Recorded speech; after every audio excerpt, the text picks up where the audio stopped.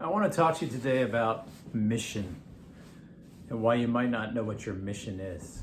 And I hope you'll permit me a little rambling storytelling.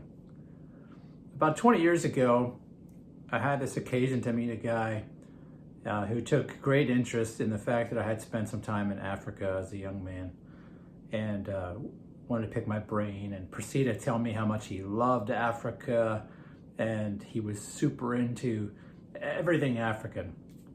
And so he invited me to his apartment to have like an African tea ritual.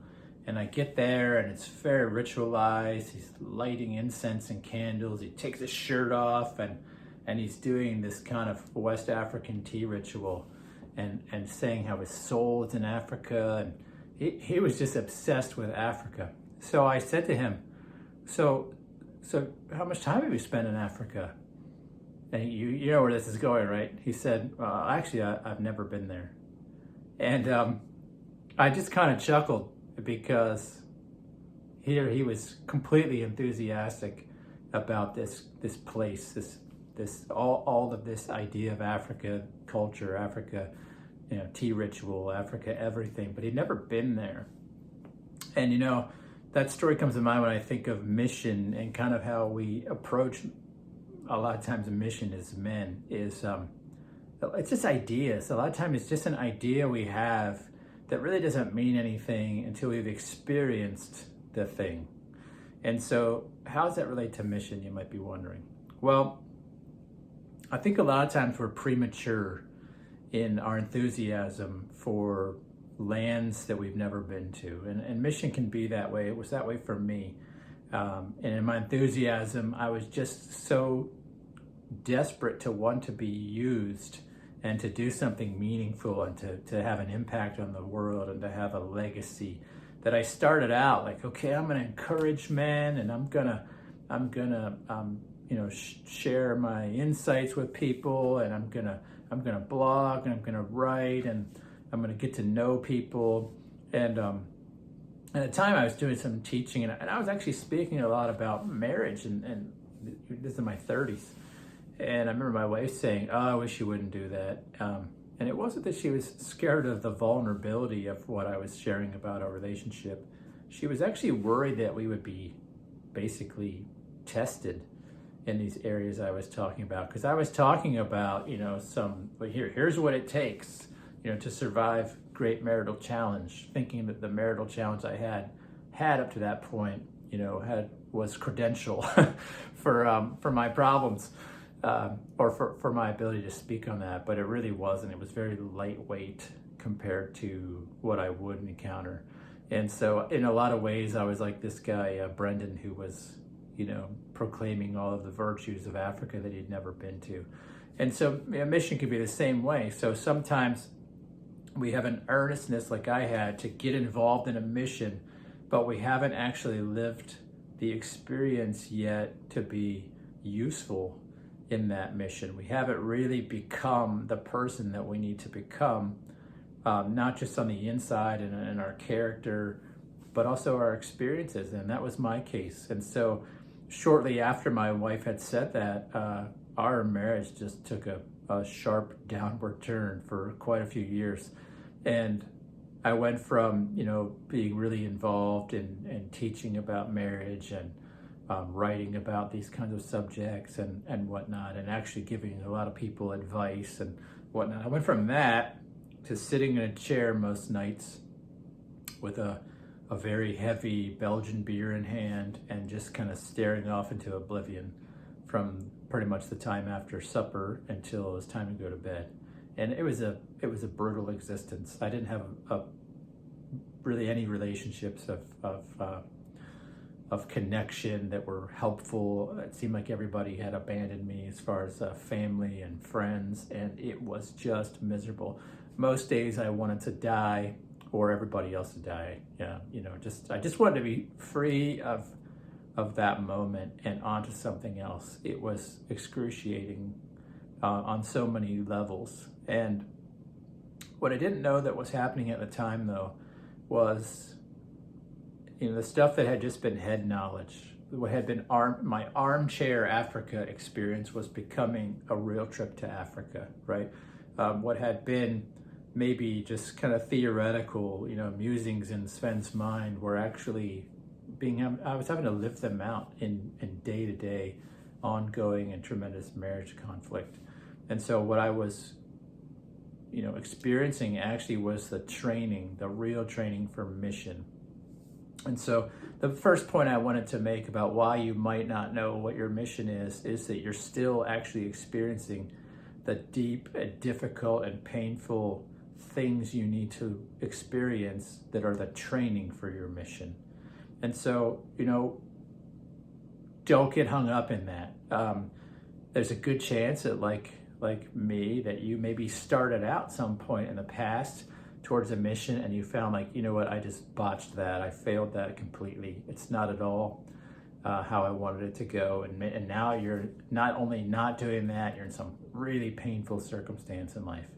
This is exactly where you should be, believe it or not, because this is where you are probably learning the really essential things you need in order to accomplish what your mission is.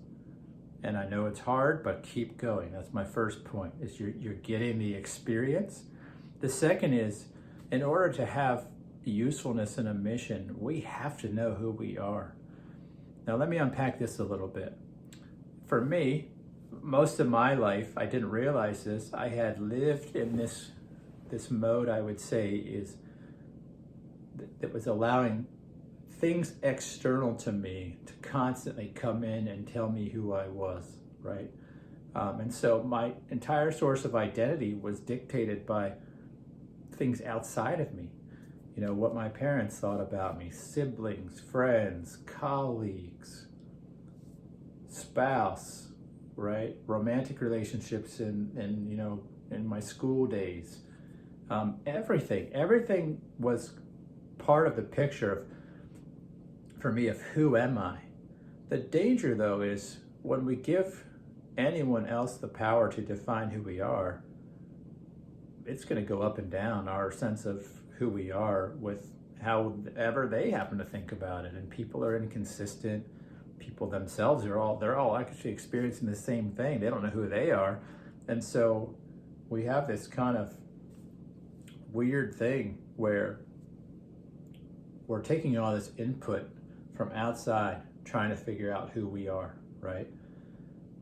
And meanwhile, we're trying to build mission. And so we're getting input from people, but we're also trying to send something out into the world. And it just doesn't work that way.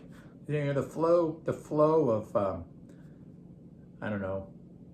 our person seems to be able to go this way or this way, but not both, right? I can't live out of a place of not knowing who I am while I'm getting some sense of who I am from other people. And this is exactly what I was doing. I was letting how other people felt about me shape day to day how I felt about me. And so I just, a goalpost that was moving every day. Well, how can you know what your mission is? How can you know what you are here for? How can I know what I'm here for if I don't know what I am? I don't know who I am, right? Because I'm letting that change with something daily, right? How does my wife feel about me today? She looked at me kind of cross. I'm blowing it, right? And so today I don't feel very good about myself as a husband and father because my wife looked at me with a cross expression.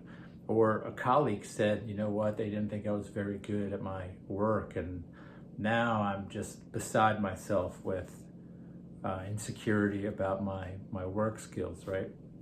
And so we're living this weird way where everything is in flux all of the time, right? Because it's coming from here. Well, to have a mission, we need to live this way. And I can't live this way and this way at the same time. So for me, I had to experience this drastic change in stopping this way of defining myself from outside. I had to stop seeing it happening like this and see it happening like this. I had to get settled with who am I? Not because of who my parents say I am, my romantic partner says I am, my classmates in junior high or high school, the principal who didn't care for me, my employer, my colleagues. None of those people get to define who I am. That's not how it works. So when we cut that flow off, it's gone, right? No more am I taking this kind of input. Then now I could say, okay, we start in here. This is who I am. And when I know who I am, I know what that means. I know what I've experienced. I know my composition, my character. I know the attributes of my person. I know what I do like and what I don't like. I know what I will do and what I won't do. I know what I value and what I don't value. And I can live all of that this way. And that is mission, right? So if you don't know what your mission is, and it's not really a matter of you're still learning it, although I would suggest these two things happen in tandem. You are still learning about what you need experientially, but you know what? You probably also, to a degree, are not defining yourself internally, but externally. It just can't, you will not find your mission until you let go of the idea that other people define your value, your worth, and your significance. You won't actually know with any credibility and confidence for yourself what your mission is until you know your value, your worth, and your significance. We must know our identity in order to know what to do with our identity, and that's mission. And so if identity is a question mark in our minds instead of an exclamation mark, there's no way that we're going to proceed with any effectiveness on a mission. We're going to be like that guy who talks the talk about Africa, but when asked about Africa has never been there, right? That's not what mission looks like. Mission looks like somebody who says, you know what? Yeah, let me tell you about my time in Africa. It looked like this, I did this. Oh man, you should see this spot, right? I can take you there. I can tell you about my experience, all that. That's what kind of man we need to be in the experience of life. And we need to know who we are to do that. And when we do, we'll know what our mission is. We're not going to know it all in one day probably, but it's going to be progressively unfolding as we move from a life of outside in to inside out. If you need some help with that, you're not sure who you are, listen, I can't tell you who you are, but I can help you unravel that a little bit. I do it every day. I help men, dig deep, figure out the part of them that has been hidden for a long time, that's gotten covered over with the nasty crust of discouragement and despondency, and I help them uncover that. I help them get all of the tarnish off of who they are, and from there, that's a great place to talk about mission. And I would love to talk with you about that. If you want to talk to me about it, I do that in a free call, a real mentoring session that we talk just as if you're a client. There's no talk about money, there's no talk about anything but what's going on in your life. We do real life mentoring, and I would love to have you experience that together with me. Just click on the link that'll either be on this page or up in the menu bar of my website, and get in touch. And hope to talk to you soon. Until then, keep on keeping on, brother.